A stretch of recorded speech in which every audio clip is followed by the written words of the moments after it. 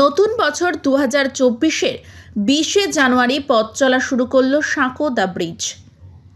Poet, actor, social worker ও সাঁকোর সৃষ্টিকর্তা ঝর্ণা ভট্টাচার্যের বিশেষ উদ্যোগে কলকাতার একটি জায়গায় আয়োজিত সাংস্কৃতিক অনুষ্ঠান ও সমাজের বিভিন্ন ক্ষেত্র থেকে নিজ নিজ পরিসরে প্রতিষ্ঠিত হতে সচেষ্ট, কিন্তু তার মধ্যেও সমাজের সার্বিক উন্নয়নে সোনার বাংলা গড়তে প্রস্তুত এমন ব্যক্তিত্বদের মঞ্চে সম্মান জানানোর মধ্যে দিয়ে পথ চলা শুরু করল সাঁকোর। সাঁকোর লক্ষ্য হলো আগামী দিনে জাতি, ধর্ম, বর্ণ ভেদাভেদ ভুলে ও সমাজে সামাজিক অর্থনৈতিক বৈষম্য ভুলে একে অপরের পাশে দাঁড়ানো। এদিন অনুষ্ঠানে বিশেষ ব্যক্তিত্বদের মধ্যে উপস্থিত ছিলেন প্রফেসর ডক্টর সুজয় বিশ্বাস, প্রফেসর ডক্টর চন্দ্রানী বিশ্বাস, ডক্টর পূর্ণেন্দু রায়, চিত্র পরিচালক অনিক দত্ত, শিক্ষাবিদ ডক্টর সুরভি বন্দ্যোপাধ্যায়, কেরালা স্টোরির music director Bishakha Jyoti, musician Soumya Dasgupta, IPS Shanti Das, IPS Sujay Chanda, DSP CID Arun Chakraborty, Debashis Sen, Tirthankar Dey, শিল্পী মল্লার ঘোষ সহ আরও অন্যান্যরা। এই সমস্ত অনুষ্ঠানটি মিডিয়া কোঅর্ডিনেট করেন অরিন্দম ত্রিপাঠী। পড়া থেকে আবার নতুন করে উঠে এসেছো এবং সাথে সাথে তুমি এরকম অনেক মানুষকে নতুন আলো দেখাচ্ছ। কি বলবে আজকের এই পথ চলা শুরু সাঁকো নিয়ে? দেখো, আমার যুদ্ধ 17 বছরের যুদ্ধ এবং 17 বছর আমি সাহস পাইনি যে এই যুদ্ধের একজন সৈনিক হয়ে উঠব বা এই আমার সামনে যে বাধা বিঘ্নগুলো আছে সেটার মোকাবিলা করব। তো একসময় মনে হলো না, এটা যদি চুপ করে আমি শুনি তার মানে আমার ভেতরে যে শুম্ভ নিশুম্ভ যুদ্ধ চলছে, আমি নিশুম্ভকে নিজেই জিতিয়ে দিচ্ছি। সেই থেকে মনে হয়েছে যে না, শুম্ভকে জেতানো দরকার। এবং সেই থেকে আমার জীবনের যুদ্ধ যখন শুরু হয় তখন আমার মনে হয় আমি একা কেন, আমি থেকে আমরা নয় কেন, আমি যদি বাঁচি তাহলে আমি আরও 5টা মানুষকে নিয়ে বাঁচবো, আরও 5টা মানুষ নয় যাদের মধ্যে জীবন আছে তাদের নিয়ে বাঁচবো।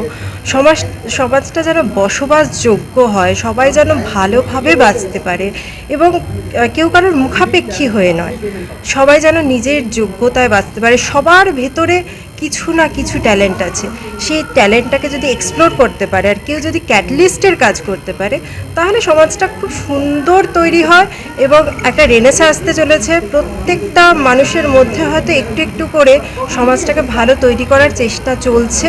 রেনেসাঁ আসার আগে একটা যুদ্ধ আসে, সেই যুদ্ধ চলছে, আমি সেই যুদ্ধ করছি। আর তোমরা এবং যারা দেখছেন এবং যারা এই অনুষ্ঠানে এসেছেন তারা প্রত্যেকেই এই যুদ্ধে সহযোদ্ধা।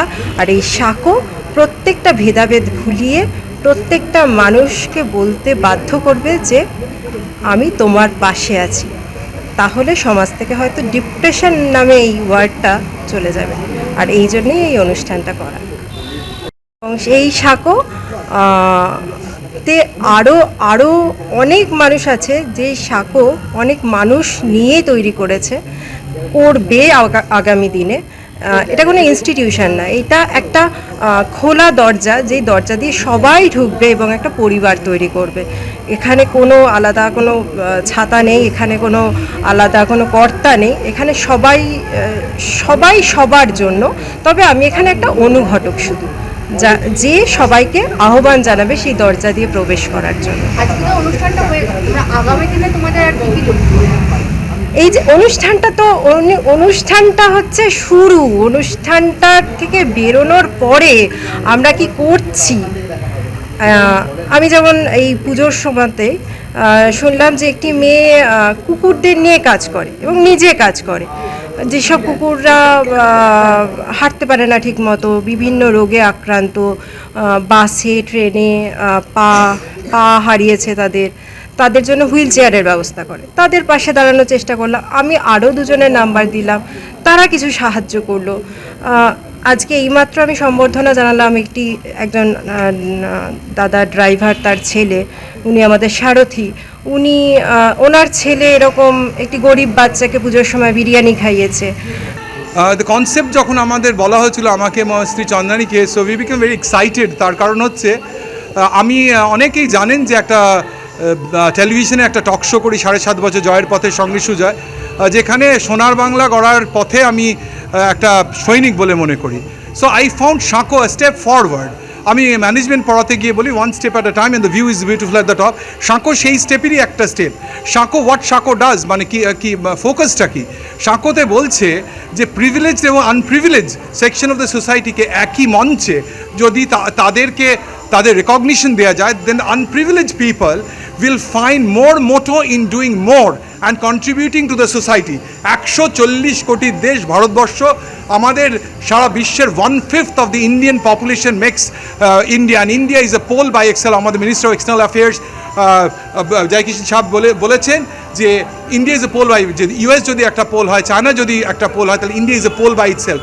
যে ভারতবর্ষ আজকে চাঁদে পৌঁছে গেছে, চাঁদের সাউথ পোলে প্রথম পৌঁছেছে, চাঁদে ফোর্থ পৌঁছেছে, সেই ভারতবর্ষ আগামী দিনে গোল্ডম্যান স্যাক্স প্রেডিক্ট করছে 2075 India will be the largest economy in the world.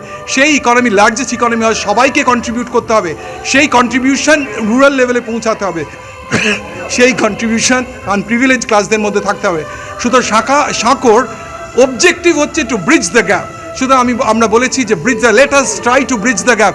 একবারে তো সব কিছু হবে না, কিন্তু এই একটু ছোট্ট আমি বলি ছোট্ট পায়ে চলতে চলতে ঠিক পৌঁছে যাব। ঝর্ণা ভট্টাচার্য আমার কাছে শুধু লেখিকা, কবি এবং অভিনেত্রী যে তা নয়, ঝর্ণা তার চেয়েও অনেক কিছু।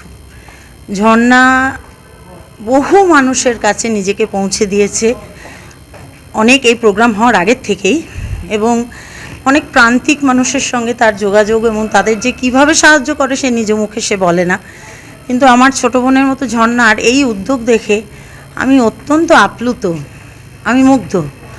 কারণ এই যে শুধু যে জ্ঞানীগুণী মানুষ, বিদগ্ধ মানুষ, তাদের যে স্টেজে উঠিয়ে সম্বর্ধনা দেওয়া হচ্ছে তা নয়, যারা চেষ্টা করছে নিজেদের সমাজে প্রতিষ্ঠিত করতে, তাদের বহু প্রতিবন্ধকতা থাকা সত্ত্বেও তাদেরকে যে উৎসাহ দেয়া, এই যে আমাদের সবাইকে নিয়ে এত সুন্দর একটি অনুষ্ঠান রচনা করা, সেটাই আমার এত ভালো লেগেছে, এত আনন্দিত, আমি মুগ্ধ, আমি সেটা ভাষায় প্রকাশ করতে পারছি না। ঝর্ণা আমার একদম, যেটা আগে বললাম, ফ্যামিলির মতো, এবং ছোটো বোনের মতো। মেয়েও খুব ভালো, এবং আমরা সবাই একসঙ্গে অনেক রকম প্রোগ্রাম করি আর কি।